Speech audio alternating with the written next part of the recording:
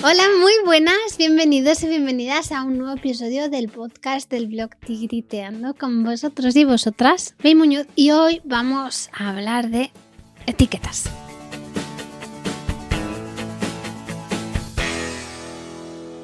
Ya sabéis que me encanta irme a la etimología de las palabras. En este caso parece que la palabra etiqueta no viene del latín, que es de donde viene mucho de nuestro lenguaje, de nuestro léxico, sino que viene de la palabra stacca, del gótico, que significa palo.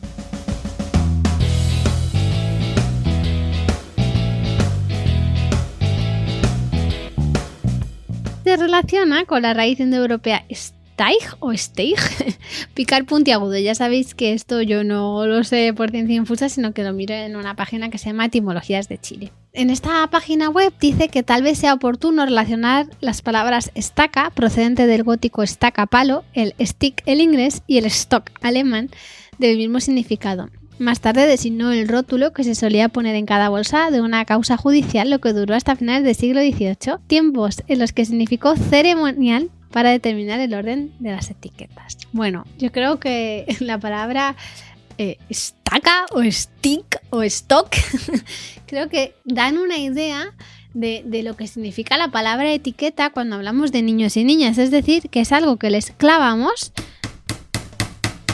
y que es muy difícil que les desclavemos. Es muy fácil poner una etiqueta, pero despegarla ya no es tan fácil. Si no se te queda la marca porque ha sido con un palo, pues se te va a quedar ahí una cicatriz. Si le hemos puesto una etiqueta suavecita y dulcecita, pero tú te la quieres quitar, aunque te la hayan puesto sin daño, sino con adhesivo, al quitarte el adhesivo, se te va a quedar ahí un trocico del pegamento, ¿no? Bueno, con esta analogía espero que entendáis a dónde quiero llegar. Las etiquetas, tanto las que a priori parecen positivas como las que a priori parecen negativas, condicionan a los niños y a las niñas. Yo estaba pensando en qué etiquetas me habían colocado a mí a lo largo de mi vida y sobre todo pues había sido como la etiqueta de ser inteligente, ¿no? Pero por el otro lado también estaba la contraetiqueta de no ser lo suficientemente inteligente, como que siempre me fijo mucho en la inteligencia de los demás y la comparo con la mía. Y esto pues al final nos condiciona un montón, ¿no? Y por otro lado también pienso en los últimos años de la primaria y los primeros de la adolescencia y esa necesidad de ocultar tu inteligencia. Esto igual es un sesgo que tenemos las mujeres, por lo menos las de mi generación, que no se enteren de que soy lista, a ver si no me voy a gustar a los chicos y esas cosas, ¿no? Y luego también pienso, pues así en personas cercanas, pienso en una etiqueta que le colocaron a Miguel, a mi marido, a macho alfa le llamamos a veces, que era una etiqueta de no se toma nada en serio, ¿no? Entonces él también hizo honor a su etiqueta y no se tomó nada en serio. Por otro lado, le vino muy bien la etiqueta para hacer lo que le dio la gana, ¿no?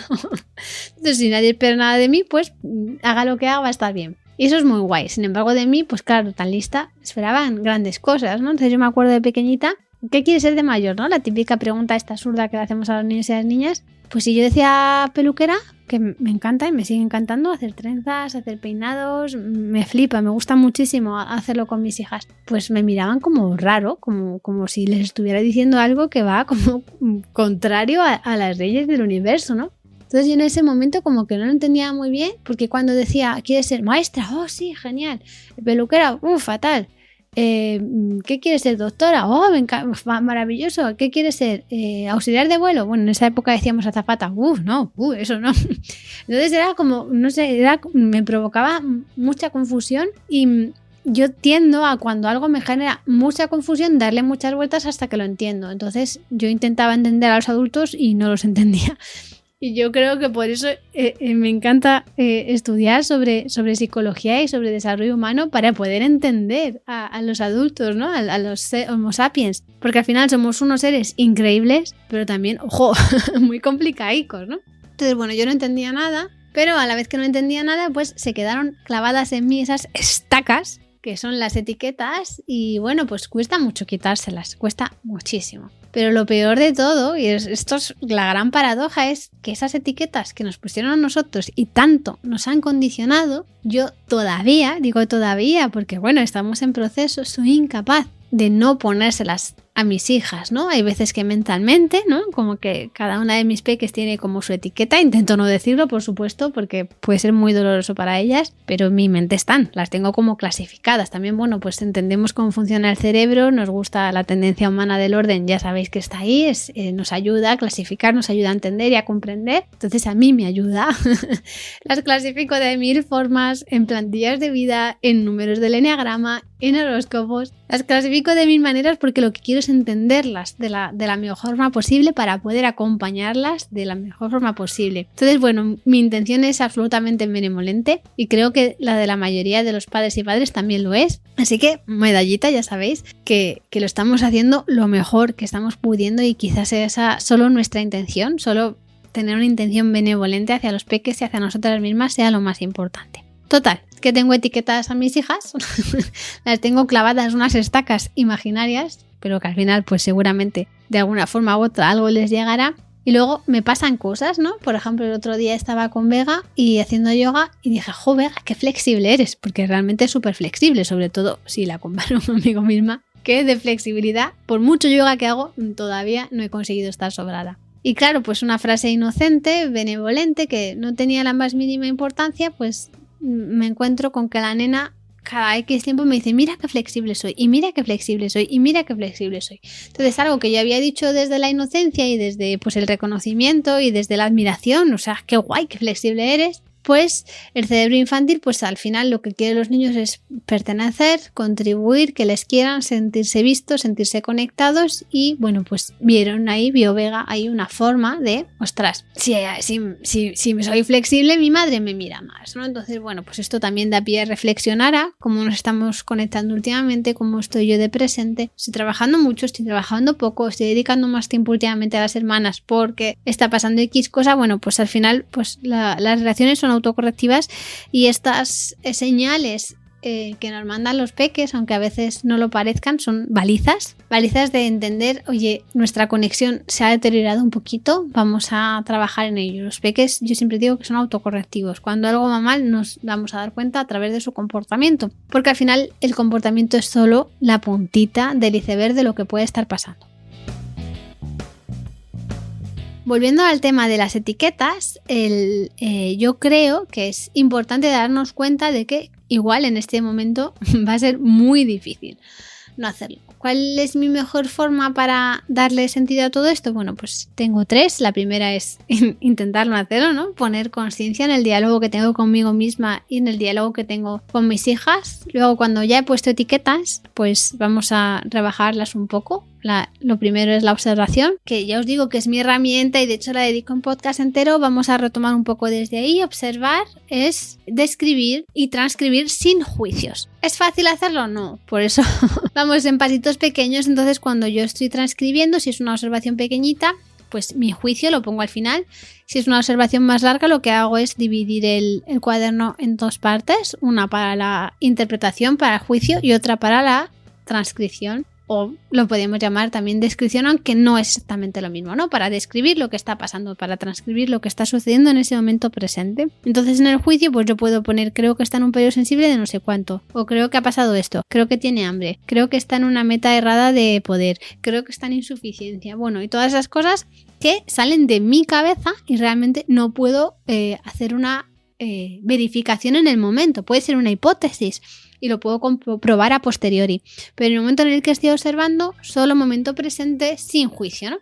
Bueno, y otro tema de la observación es que cuando tú estás observando de forma consciente y estás transcribiendo, puede que te des cuenta de que una etiqueta que habías puesto resulta que es mentira. Por ejemplo, yo hago muchas veces cuando hacíamos talleres presenciales, hacía una actividad en la que observábamos un vaso. Bueno, pues el vaso estaba elegido ahí para hacer daño, para ir ahí a la herida, y era un vaso de plástico. Pero estaba muy conseguido, muy logrado y parecía un vaso de cristal. Entonces todo el mundo, o no todo el mundo, pero la mayoría de las personas pues ponía cristal. ¿Y qué juicio hay? Pues que es frágil, ¿no? El vaso de cristal es frágil, si lo tiras se puede romper. es duro, ¿no? Pero también se puede astillar y puede ser peligroso, ¿no? Como un montón de cosas que están en nuestra cabeza y no están en ese momento presente ni en ese objeto que estamos observando. Entonces, claro, cuando yo les enseñaba el vaso y les decía venir a tocarlo con las uñitas, escuchar el ruido, pues se daban cuenta de que habían etiquetado al vaso y que al etiquetar al vaso habían surgido una serie de pensamientos, emociones y decisiones que no se correspondían con la realidad. Si nos lo llevamos al niño, a un niño o una niña y pensamos, bueno, este niño es que fíjate, es frágil, es débil, si se cae se rompe, ¿no? Es como una idea que tenemos, por supuesto desde la benevolencia porque queremos proteger, ¿no? O sea, cero juicio en ese sentido. Y a la vez, pues les estamos impidiendo ser su esencia. Si tratáramos a un vaso de plástico como un vaso de cristal, les estaríamos impidiendo sacar todo su potencial. Y con vasos me refiero a los niños. Muchas veces pensamos que se van a romper y son mucho más fuertes de lo que creemos. Y a la vez en las cosas en las que realmente se nos pueden romper, que es toda en la parte de acompañamiento emocional, ahí no nos lo ocurramos tanto. Y creo que es ahí donde podríamos poner el foco para intentar proteger, que sus emociones sean siempre acompañadas, validadas, sostenidas y no tanto ocuparnos de si se va a subir a no sé dónde o no sé qué, porque al final, salvo a veces que hay riesgos y por supuesto, qué bien que podamos poner límites en ese sentido para proteger, pero muchas veces no, o sea, muchas veces el riesgo que hay no es tanto y no se lo estamos permitiendo. Por ejemplo, subirse a un árbol, ¿no? Podemos dar una serie de indicaciones, pues por ejemplo, solo te puedes subir a un árbol que tenga tal tamaño, solo te puedes poner las ramas que sean más grandes que tu muñeca, ¿no? Para darles como unas estrategias de seguridad.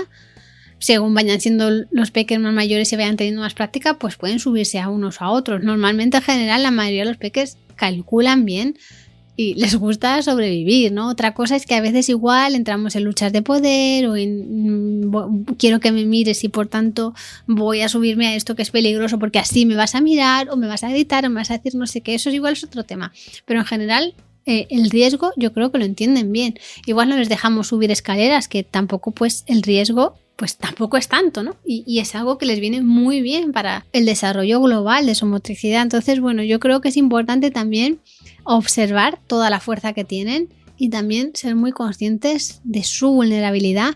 Igual no tanto a nivel físico, aunque los veamos así chiquititos, son fuertes, pero a nivel emocional o mental podemos hacer mucho daño sin querer, pensando que hacemos lo correcto y con toda nuestra benevolencia. Y es importante también, y lo relaciono mucho con el tema de etiquetas, poder ayudarles a poder gestionar esas emociones que a veces tienen, y esto igual me voy otra vez al podcast que grabamos de rabietas, poder sostener su emoción. Incluso cuando están haciendo algo que igual nos parece que es peligroso, ¿no? Podemos recordar o buscar un nuevo límite. Igual puede ser simplemente puede subir a este árbol, pero yo me voy a quedar aquí cerca por si acaso, ¿no? Buscar como hay puntos de unión en el que su necesidad de exploración y nuestra necesidad de cuidado pueda ser satisfecha, porque si no nos vamos a ir y vamos a querer que los niños cuiden y nosotros exploremos, y eso pues va a ser un fail porque no es lo que tiene previsto la naturaleza. Los niños exploran, las madres, los padres cuidan. Cuando es al revés, cuando se cambian los papeles, eso puede hacer daño a los niños, puede dificultar su apego, su vinculación, incluso su autoestima. Y luego también, ya para ir terminando, también pues hay etiquetas que nos pueden dar mucha tranquilidad, ¿no? Cuando hace unos meses estuve haciendo un directo con Soy Mamá Valiente, lo tenéis en el blog y también lo pasé a podcast, aunque era un directo extraído de Instagram y el audio no era muy bueno en ese sentido. Pero bueno, al final la información está ahí para que la consultéis de la forma que queráis, en vídeo, en audio, en Instagram, en podcast, como queráis.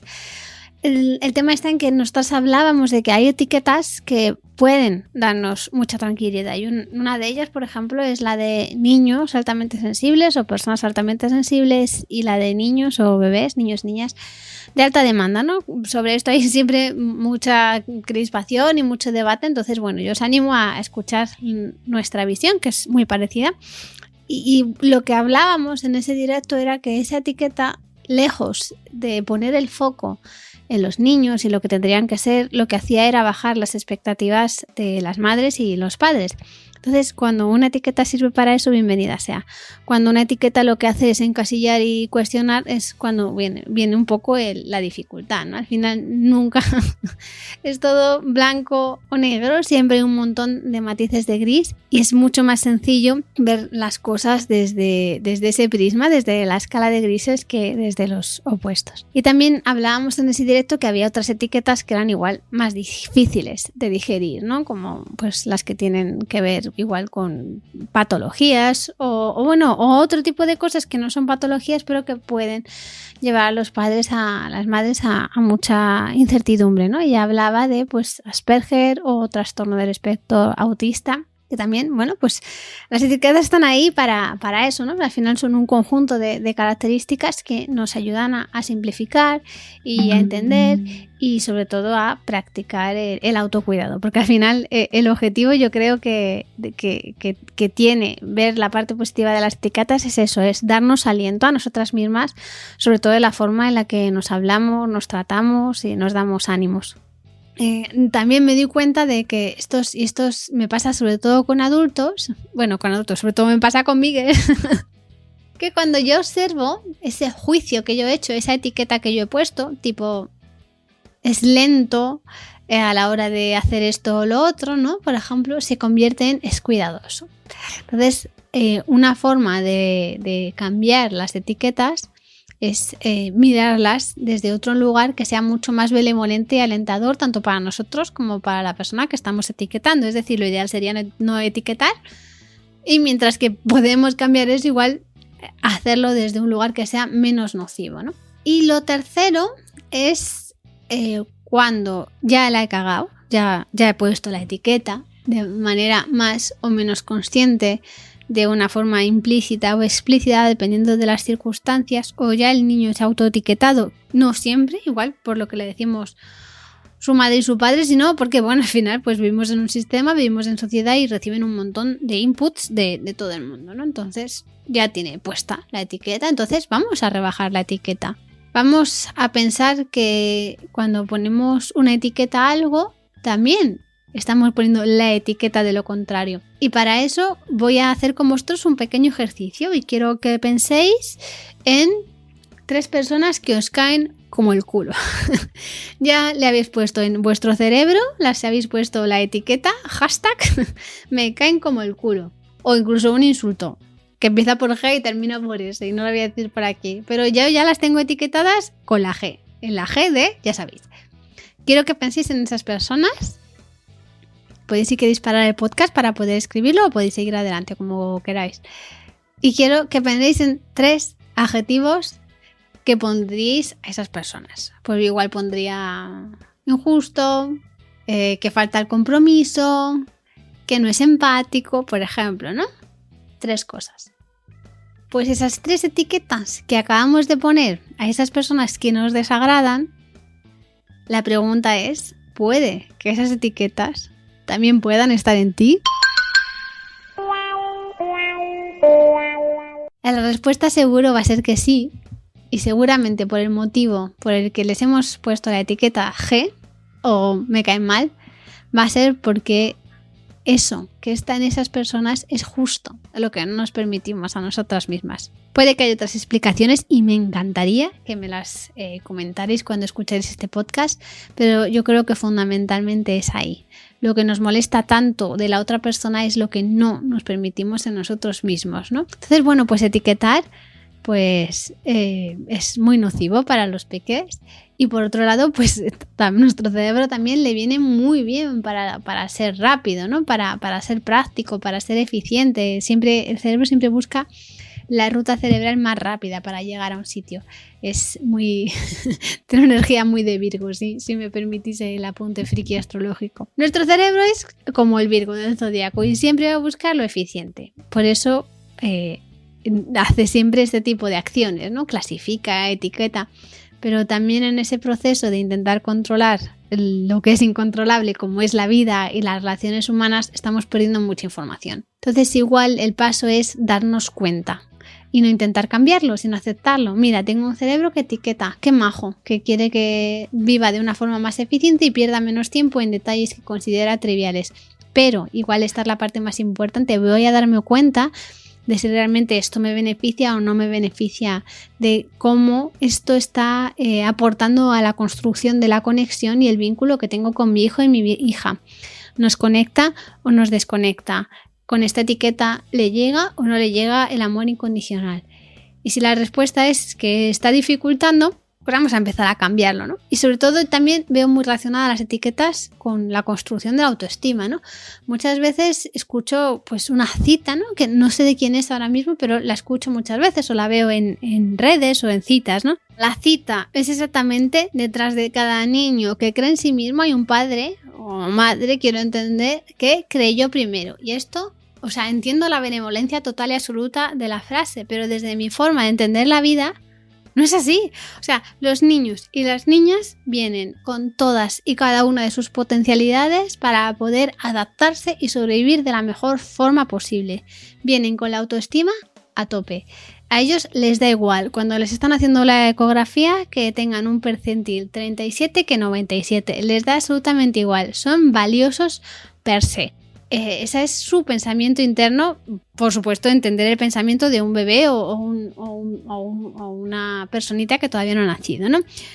Pero nacen sintiéndose capaces. Solo hace falta verlos andar. Cuando un niño o una niña empieza a andar, se cae 800 veces. Se cae. Y no piensa: ay, Dios mío, me he caído, mejor no voy a andar porque esto es muy difícil. No, lo sigue. Esa es su esencia. Ese es su impulso. Ese es su instinto. Nacen con la capacidad de confiar en ellos mismos y de amarse a ellos mismos. El problema es que nosotros, las personas adultas, normalmente los otros niños, la sociedad en general, el entorno, en definitiva, les condicionamos y les estamos condicionando para que se ajusten. Por otro lado, una idea muy razonable, ¿no? de pertenecer. Igual que nacemos con toda esa capacidad de amarnos a nosotros mismos y de confiar en nosotros mismos, también nacemos con la necesidad de pertenecer. Esto es igual lo que define el Homo sapiens de otras especies. El Homo sapiens necesita pertenecer a un grupo social, porque por mil motivos es como se construye. Se construye en tribu, se construye en sociedad, se construye en relación a otras personas. Entonces, en ese proceso de adaptarme a la vida social, pierdo mucho de mí, pierdo mucho de mi autenticidad. Y esto va a ser así y bueno, pues es un poco el coste de oportunidad de adaptarnos a la vida social. El tema está en que esa pérdida sea la mínima. Y no creo que, por supuesto, los adultos hacemos mucho trabajo para poder acompañar de la mejor manera y es importante reconocerlo, pero no nos vamos a poner medallitas que no nos corresponden. Los niños nacen creyendo en sí mismos. La función de los adultos es proteger lo máximo posible que esa idea de yo valgo, porque yo lo valgo, como decía el anuncio del champú, que ese porque yo lo valgo se mantenga en el porcentaje más alto posible. No vamos a ponernos medallitas que no nos corresponden. Es como si nos pusiéramos una medallita por detrás de cada niño que está vivo, hay un padre o una madre que le dio de comer. Pues claro, ¿no? Todo mi reconocimiento, ¿no? Y por desgracia eso no siempre es posible, pero bueno, las personas que estéis escuchando este podcast me imagino que sí, que podemos alimentar a nuestros hijos e hijas. Y no nos vamos a poner medallitas por eso. Pues igual que les alimentamos con comida, vamos a alimentarles con un espacio seguro en el que puedan ser ellos mismos. Y aunque pongamos etiquetas, que las vamos a poner queriendo o sin querer, de forma consciente o inconsciente, implícita o explícita, vamos a quitarle valor a esas etiquetas. Vamos a pensar que, bueno, que son clasificaciones y que tú puedes estar en la clasificación de inteligente, pero también puedes estar en la clasificación de un poco lerder a veces, ¿no? Y no hay nada de malo. Que te salgas de tu casilla, que te salgas de tu etiqueta, no implica que dejes de ser valioso. Pase lo que pase, eres valioso. Pase lo que pase, te amo de forma incondicional. Aunque te haya puesto esa etiqueta, que no te la tenía que haber puesto, a pesar de eso, a pesar de mi imperfección, estoy contigo y te amo.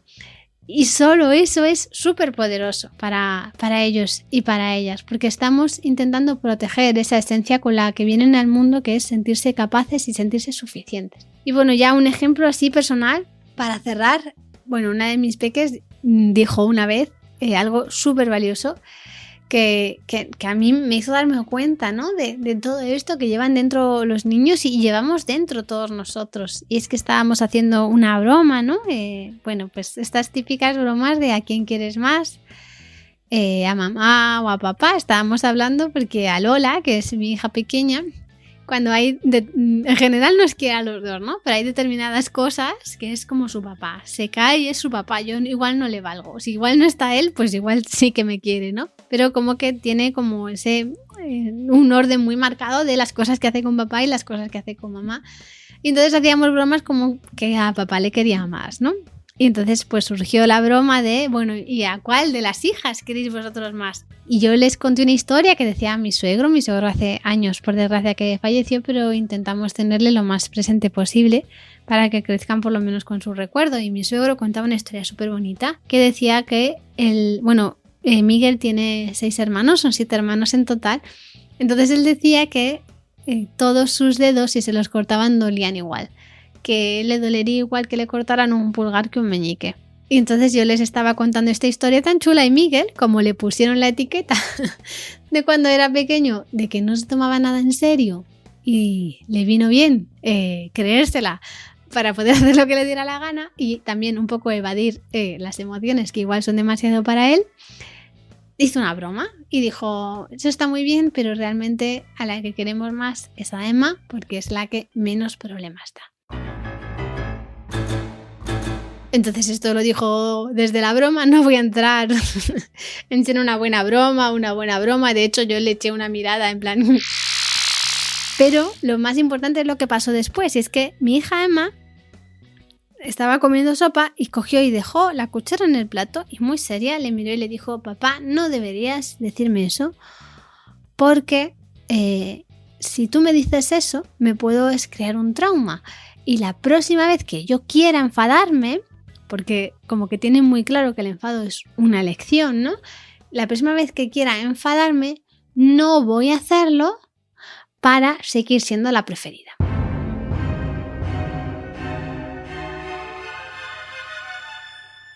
Entonces, bueno, mi marido se quedó con el culo torcido, de hecho empezó a decir que rebuscado tal, no sé qué, y fue como, cállate que esto que acaba de decir esta niña es súper profundo y es verdad. Al final, por esa necesidad que tenemos de pertenecer y de contribuir y de sentirnos vistos por nuestros adultos de referencia, hace que puede que hasta perdamos nuestra esencia para vivir de acuerdo a las expectativas que tienen nuestros padres y nuestras madres y el resto de los adultos, el resto de la sociedad sobre nosotros.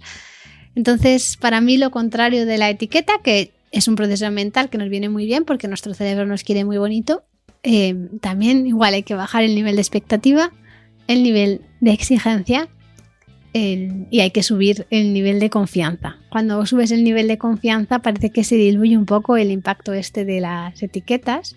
Igual podemos intentar, bueno, pues tenemos estas etiquetas, sí, tenemos un montón, cada una de un sitio, cada una puesta por una persona, unas de un color, otras de otro, pero podemos igual vivir más pendientes del momento presente que de las etiquetas que nos pusieron en el pasado o que nos van a poner en el presente o no vamos a poder cumplir o no vamos a querer cumplir en el futuro. Bueno, pues con esto me despido. Esta es solo mi visión. Lo que tengo mucha ilusión por contaros es que vamos a hacer un podcast, bueno, ya lo hemos hecho, un podcast para Podimo, que es una plataforma de podcast en la que Miriam Tirado y Alberto Solero junto conmigo vamos a hablar de esto de las etiquetas.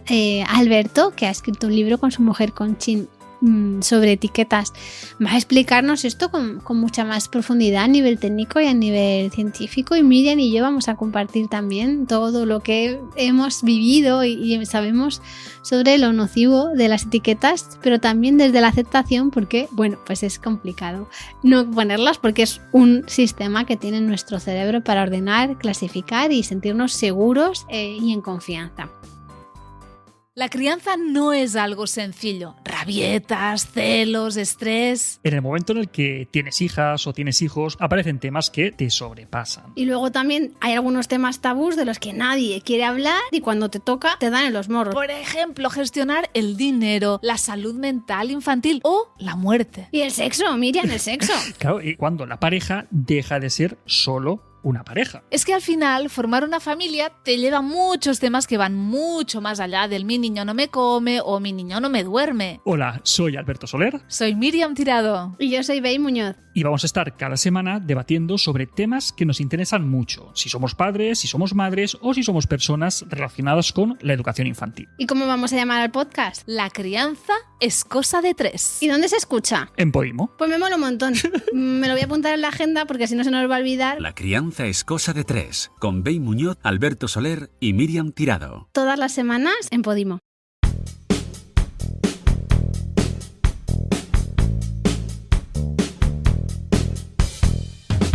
Espero que os guste, que os dé mucha información y que, bueno, nos escuchéis y nos contáis vuestro parecer. Un beso muy, muy grande y nos escuchamos en el siguiente podcast. ¡Mua!